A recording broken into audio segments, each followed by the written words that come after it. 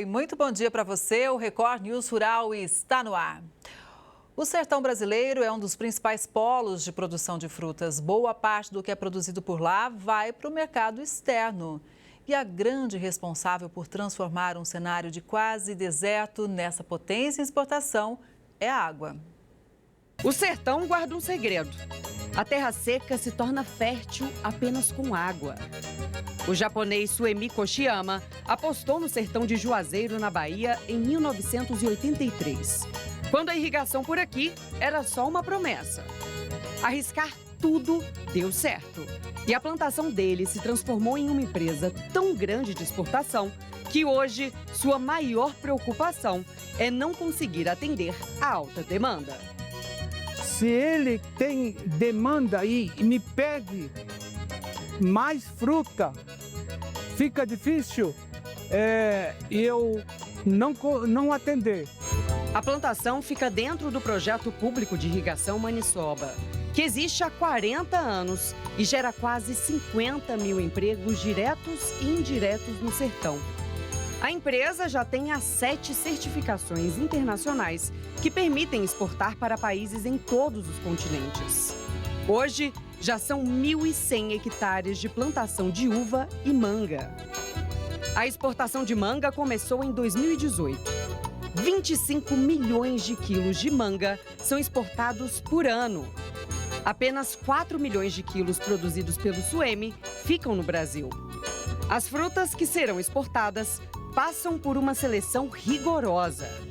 É esse processo aqui que determina se uma fruta vai para o mercado interno ou externo. Eles pegam uma amostragem de cada caminhão com 20 frutas e aqui eles analisam tamanho, cor e outras questões de qualidade, não é isso? Aqui, olha só, eles pegam uma amostragem e por esse equipamento aqui eles veem o teor de açúcar, que é o grau Brix, não é isso? E até isso importa para saber se uma fruta vai ser exportada ou não.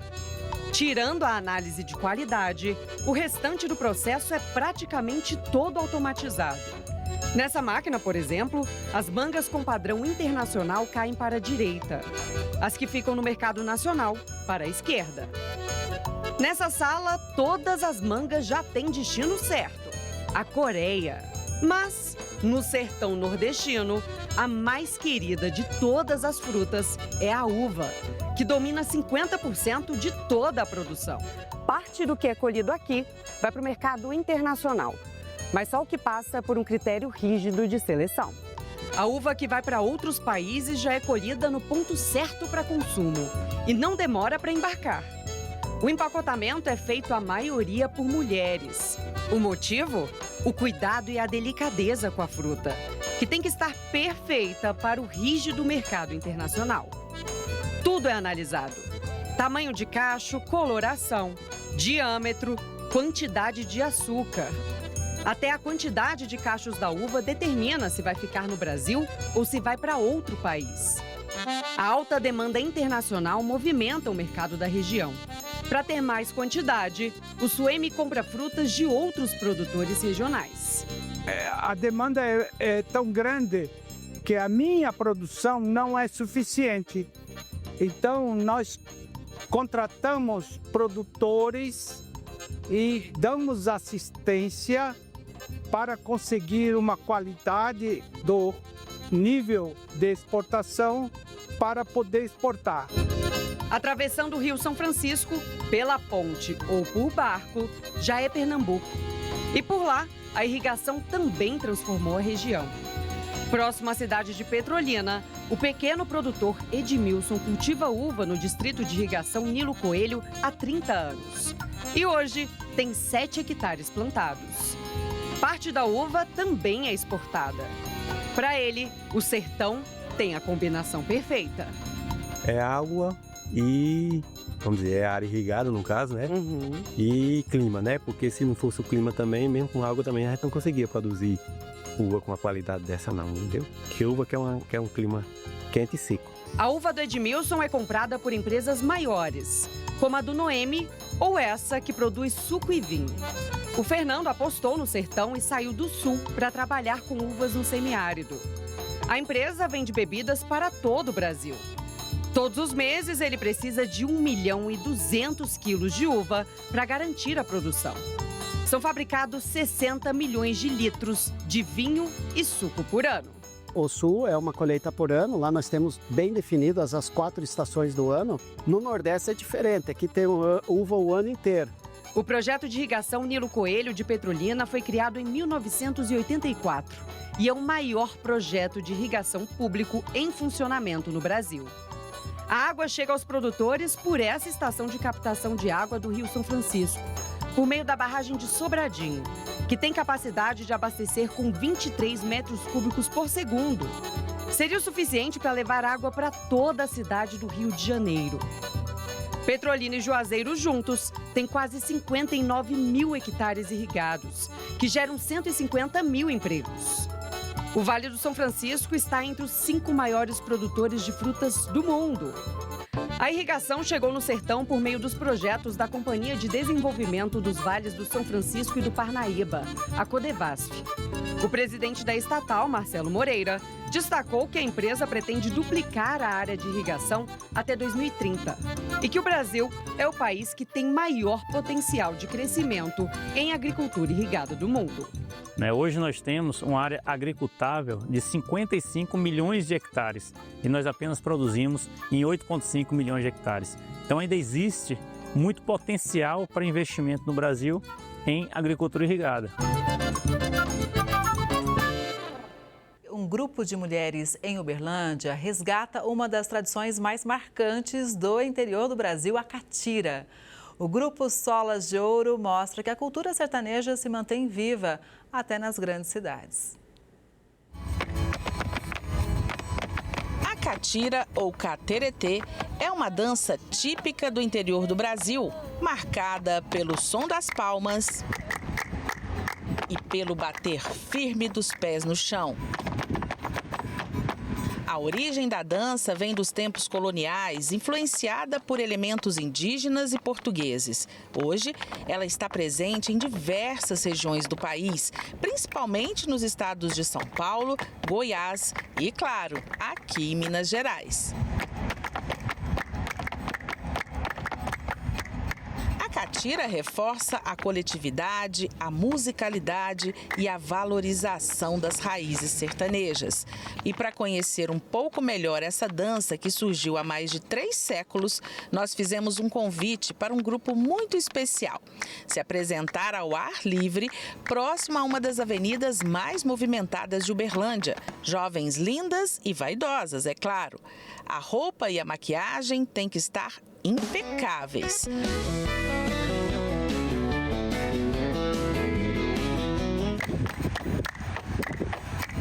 A ideia de formar um grupo feminino de catira foi da Bruna.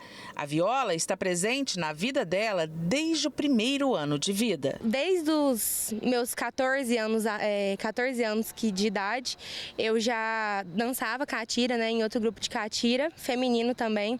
E o catira, ele é uma cultura que ela veio por homens, uma tradição muito antiga. E eu pensei, vamos expandir essa cultura. E aí a gente falou, vamos criar o Solas de Ouro para a gente levar essa cultura ainda mais para frente, para a gente mostrar para todo mundo, a nossa tradição. A catira tem raízes profundas no interior do país e ao longo dos anos foi sendo preservada por grupos que dedicam tempo e esforço para que a dança continue viva, como o grupo de mulheres Solas de Ouro, que nasceu no Triângulo Mineiro, mas já está fazendo história pelo Brasil. Elas já se apresentaram em um dos lugares mais desejados pelos artistas sertanejos, a Festa de Barretos.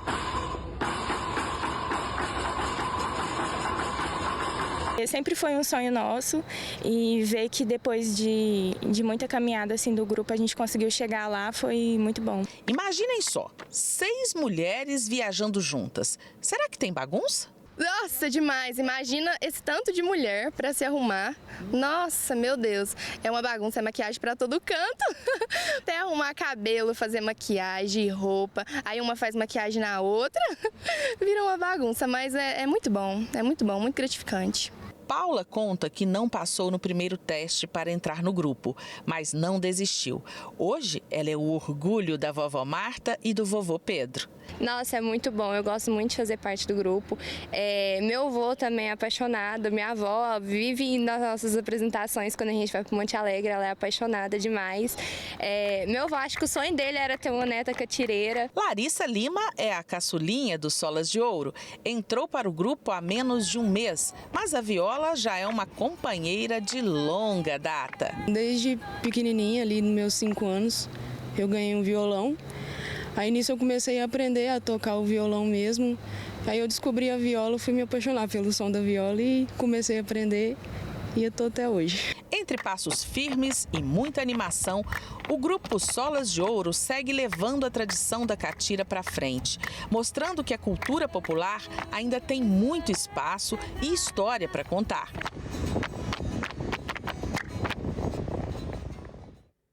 A margem bruta da soja projeta um recuo para a safra 25-26. Os produtores estão finalizando a colheita 24-25. Então, quem chega com as informações para a gente é o Mauro Ozaki, que é pesquisador do CPEA. Bom dia, Mauro. Seja sempre muito bem-vindo ao Record News Rural. Bom dia, tudo bem? Tudo jóia, é muito bom contar com você aqui, que tem sempre dados fresquinhos para a gente. O produtor, claro, está finalizando agora uma safra, mas tem que ter já o olhar para frente, né? Ficar atento do que pode vir aqui nesse ano, num momento bem turbulento aí, quando a gente fala, inclusive, de exportação, de mercado internacional, né, Mauro? Esse ano é um cenário mais complicado. O cenário, em geral, já é complexo para o setor do agronegócio, né?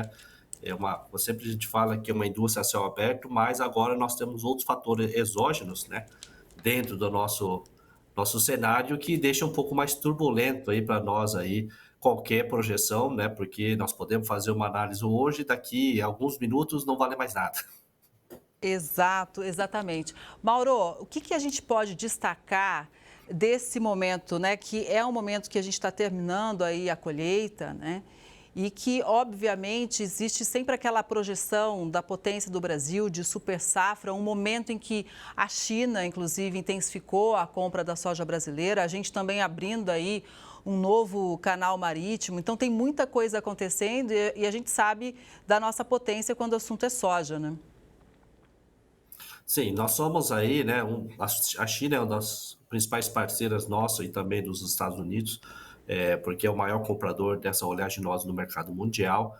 Obviamente, com esse desconforto internacional que nós estamos presenciando agora, tende a favorecer no curto prazo o Brasil, mas, né, o produtor ainda tem que olhar, né, digamos assim, quantificar os seus custos para entender o que ele pode defender sua margem para a próxima temporada. Pois é, junto aí com a CNA, né, o que a gente pode dizer desse levantamento do CPEA, né, para esse futuro próximo? O que o produtor pode esperar aí pela frente, Mauro? O que nós temos observado, pelo menos nesses primeiros trimestres, vamos falar assim, né, somando um pouco com dezembro, nós fizemos aí uma projeção para entendermos aí o que nos espera para 25, 26. Então, é um exercício só parcial ainda, mas pelo menos já dá uma boa estimativa, né, para o que está acontecendo agora. A gente vê que o custo, em geral, em linha geral, ela está muito próximo ainda em valores reais, tá? Corrigido pela inflação, em relação a 24, 25.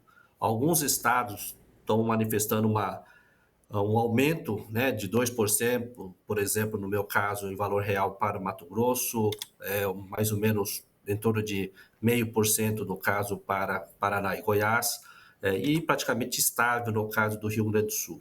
Então, esses são alguns números que a gente tem observado essas movimentações, tendo como principal fator que tem elevado, por um lado, o custo a fertilizantes, mas sendo compensado pela retração dos valores médios, né, dos defensivos e sementes agrícolas, o que deixa, nesse curto prazo, né, o custo operacional estável em relação à temporada passada.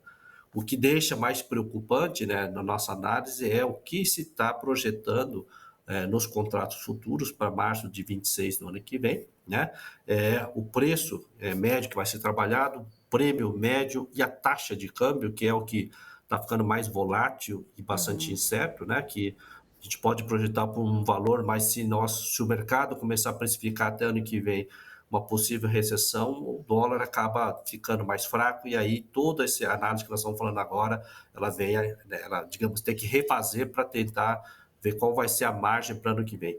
Dito isso, né, a margem que nós estamos observando, ela projeta por uma redução para 25, 26 em relação a 24. Pois é, mesmo com a China comprando mais, assim, qual que é a sua avaliação? Quando a gente olha para o mercado chinês, nesse contexto atual ainda de tarifaço dos Estados Unidos? O que existe é oferta, né, mundial. Então, ela sabe que ela é a principal player, ela tem esse domínio. O que pode acontecer, o problema vai ficar para o produtor norte-americano, que vai ter um canal mais difícil para escoar sua produção.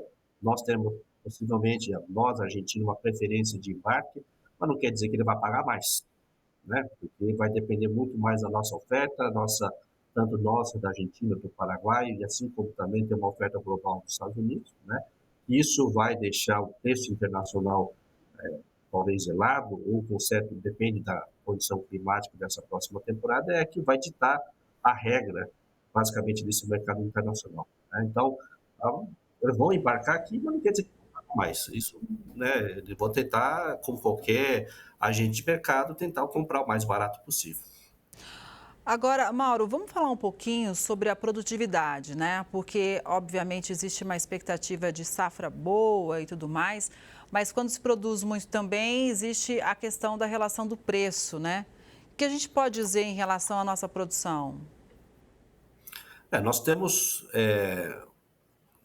buscado, né, com todas as técnicas que o produtor tem colocado, né, várias tecnologias embarcadas, desde a semente, desde o manejo do solo, das máquinas, muito mais, né, com várias tecnologias que estão embarcadas nesses daí, junto com a agricultura de precisão, nós estamos conseguindo somar para cada item aí um ganho de produtividade lá no campo, né? Isso daí acaba expressando para nós, no curto prazo, um ganho, né, da rentabilidade do produtor, mas no médio e longo prazo, esse ganho ele vai se exaurindo, porque todo mundo vai aplicar as mesmas técnicas, o mercado vai ter mais oferta e tendência é que essa margem seja comprimida.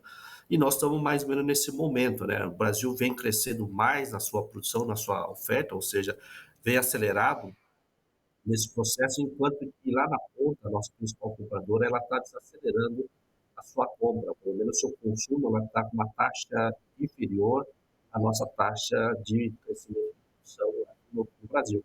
Isso não é interessante porque nós estamos descasando um pouco, enquanto nós estamos acompanhando a mesma taxa de consumo da China com a nossa produção, o mercado estava mais firme. Agora que está tendo esse descolamento, sempre que nós, no Hemisfério Sul, manifestamos uma projeção, um número bastante gordo, vamos falar em termos de volume, o mercado acaba olhando, né, e começa a ver que existe uma grande oferta, então acaba comprimindo a cotação internacional. No curto prazo parece legal, mas a gente começa a sofrer com esse excesso, né, de produção, e aí fica difícil no mercado reagir, independente se é Brasil ou Argentina, né? A Argentina sempre fala que é basicamente um estado brasileiro em termos de produção, né? Então, nós realmente somos atores do Hemisfério Sul que realmente acabamos direcionando aí a cotação internacional. Agora, é claro, né, Mauro, que o produtor rural, ele acompanha essas projeções, os estudos do CPEA, né? De que forma esse cenário todo, ele impacta no planejamento lá no campo, hein? Acho que o mais preocupante nesse curto prazo, né, é a precificação, né, as principais variáveis que formam o preço, né, principalmente o câmbio, é o que muitas vezes acaba sendo positivo ou negativo, depende de como é que você está, em que posição que você acaba se encontrando. Se você travou determinado produto com uma taxa de câmbio, vou falar assim, enfraquecido, né, vou falar assim, fortalecido no nosso caso, você está esperando que esteja uma desvalorização da nossa moeda, o que você vai ganhar em reais por hectare lá na frente, né, reais por tonelada. E depois, né, se você tiver aberto, pelo contrário, né? Então sempre existe a especulação da taxa de câmbio, que é uma das variáveis importantes, só que é uma variável difícil de controlar. A cotação, todos os outros custos, o produtor consegue, né, fazer trava, fazendo parte, fazendo as suas proteções, né, para ele conseguir garantir uma margem bruta que possa garantir o seu fluxo de caixa, que isso é um fator importante que o produtor tem que olhar, como é que está o seu fluxo de caixa, como é que vai ser o seu desembolso dos próximos meses e proteger a sua produção para que possa, né, ter reserva de valores para conseguir honrar esses compromissos. E depois que você tiver todo esse planejamento estruturado, aí você tem uma margem para especular uma parte, outra parte você ir vendendo conforme a sua necessidade, mas sem expor demais o fluxo de caixa do produtor nesse momento em que você não consegue visualizar um mercado que está bastante incerto com relação aí às variáveis exógenas, especialmente geopolítica, né? Portanto, por tudo que você está nos explicando, ou seja, o planejamento, né, ele não pode ser só da porteira para dentro, não, né? O produtor ele tem que olhar tudo o que está acontecendo, todas as questões de taxas de câmbio, de guerra tarifária, né, de cenários que podem vir pela frente. Então, é um desafio grande. Você acha que esse é um ponto fundamental hoje? A gente pode dizer que é um ponto crítico, saber fazer um planejamento o melhor que for, o mais propício para a sua produção, diante desse cenário tão incerto? Sim, faz parte do jogo, né? Eu acho que agora ficou mais difícil o exercício, né? Todo ano a gente faz esse exercício, só que esse ano tem variáveis mais complicadas, né? Fora isso aqui, tudo que nós estamos planejando nessa temporada, no papel ou na planilha eletrônica, qualquer coisa, ela só vai ter o resultado final só a partir do março do ano que vem. Então tem muita coisa ainda para rolar, né? E nós estamos falando que tudo vai dar certo, e pode acontecer, e eu espero que isso não aconteça, né, a gente ter uma condição climática que não seja tão favorável, seja para o iniciar o plantio ou seja no meio da safra, né? E tudo isso muda todo o contexto, porque, né, a produtividade, o que projeta de produtividade que vai garantir para nós aí uma receita bruta melhor na ponta para conseguir saldar a nossos investimentos, depende de tudo isso, né? E se você não tem essa proteção hoje, você pode até proteger, antecipar a sua venda, mas se você não tem essa produção para honrar esse compromisso, você também tem os seus problemas jurídicos, contratuais, que você tem que honrar, porque você se expôs a antecipadamente uma parte da produção e você não tem isso para honrar. Também tem toda essa exposição que o produtor tem que avaliar também. Até para a gente deixar todo mundo que acompanha o Record News Rural por dentro, né? Hoje a gente já mencionou a China, né? Grande compradora da soja brasileira. Além da China, quais são os principais mercados, né? Para onde que a gente manda o nosso grão? A gente tem vários mercados, depende do segmento, né? Se for óleo, a gente vai estar olhando para o mercado da Índia, um mercado que o Brasil acho que tem que começar a explorar um pouco mais, né? Que é um mercado que está em ascensão. Então, talvez o óleo vegetal, tentar expandir um pouco mais esse mercado. Isso daí é positivo, porque nós estamos agregando determinado valor, porque nós não estamos exportando grão, sim o óleo, né? E o farelo ficaria, teoricamente, para nós, ou exportaríamos ela, tá? Mas a União Europeia, mas ainda tem toda essa nova portaria que eles estão levantando, né, com relação à área de desmatamento, então isso acaba meio que dificultando, talvez, uma barreira, talvez não tarifária, que eles possam gerar para nós, e vamos ter que saber negociar e conversar para alinhar corretamente aí os argumentos para a gente conseguir manter esse grande mercado que é a União Europeia, que tem um poder de compra bastante interessante, e devemos manter isso daí no radar do nosso mercado. E aí entram outros países muito pulverizados, né? Que a China concentra muito na compra do nosso grão, isso dificulta, digamos assim, nós temos que abrir um novo mercado, e aí hoje potencialmente seria a Índia, do meu radar, que a gente teria que começar a trabalhar no médio e longo prazo para conseguir ampliar esse mercado, para a gente diminuir essa dependência de um grande comprador, não que ele não continue comprando, mas para nós não ficarmos tão dependentes desse mercado. Aí poder ter um poder melhor de negociação, né? Porque do mesmo jeito que a gente sabe que a China é a principal compradora, né, do nossa soja, né, eles também sabem. Então cria-se uma relação de dependência que isso dificulta na negociação de preço, né? Sim, ela como grande player, ela sabe, não é de hoje que ela negocia no mercado internacional. Ela é muito hábil nessa negociação, ela sabe do poder que ela tem na questão de compra. Então, o que nós temos que fazer nossa lição de casa, né, é estruturar a nossa cadeia produtiva. Isso quer dizer, nós temos boas quantidades de armazéns para garantir, né, que o produtor ela consiga vender paulatinamente essa produção, tá? Uma estrutura de modal logístico que seja, né, eficiente, transferindo a nossa produção da zona produtora do interior do país até o porto, de um valor competitivo, né, que o menor taxa de perda possível, para garantir a rentabilidade de todos os elos da cadeia produtiva, porque aí a gente neutraliza em parte, né, esse poder temporário, vamos falar assim, de compra de um grande player, e arranjar novos mercados, né? Então a gente diminui fazer essa mitigação de risco nossa, né, de somente um grande comprador, mas a gente buscar um novo mercado para tentar atenuar essa grande dependência que nós temos, não somente nós, todos os vendedores e produtores de soja, países exportadores também são dependentes de um grande player, então nós temos que encontrar mecanismo para nós não ficarmos tão dependentes de um grande comprador. Mauro, sempre importante para a gente te ouvir, estamos sempre de portas abertas. Um bom dia para você, um abraço a você e a toda a equipe do CPE e até a próxima. Muito obrigado pela oportunidade, estamos sempre à disposição. Obrigada mais uma vez. E essa edição do Record News Rural vai ficando por aqui. Obrigada pela sua audiência. A gente se vê no próximo programa. Até lá!